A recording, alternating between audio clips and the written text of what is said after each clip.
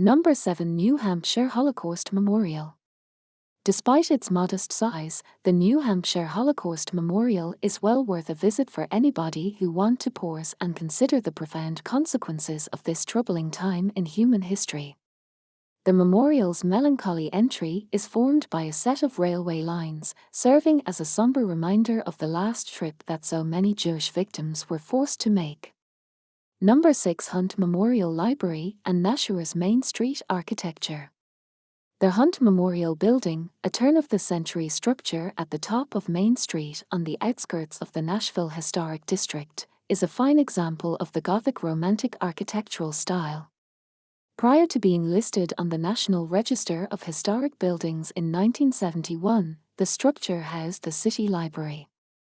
Number 5. Nashua's Historic District.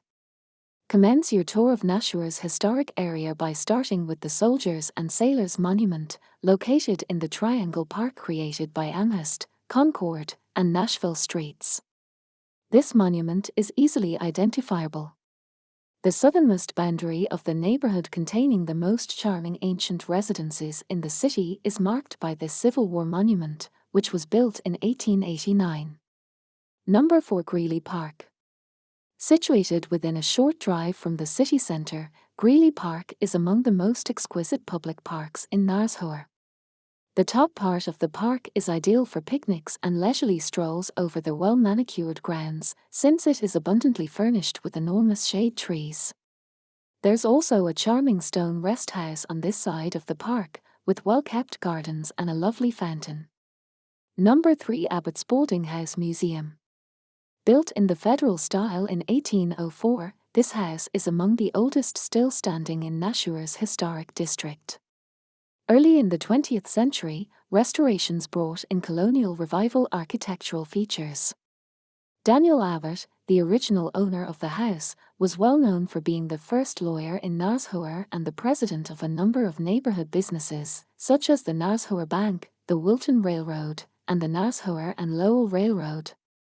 Number 2. Southwest Park. Southwest Park, often referred to as Utica Farm, is a well-liked conservation area for bird watchers that is situated in Nashua's southwest section. The 5.5-mile conservation loop track is accessible to runners, mountain bikers, and hikers.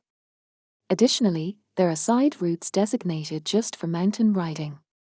Alongside side pathways that lead to their legendary oak, a beaver dam, and the edge of a tiny marsh, visitors may also meander.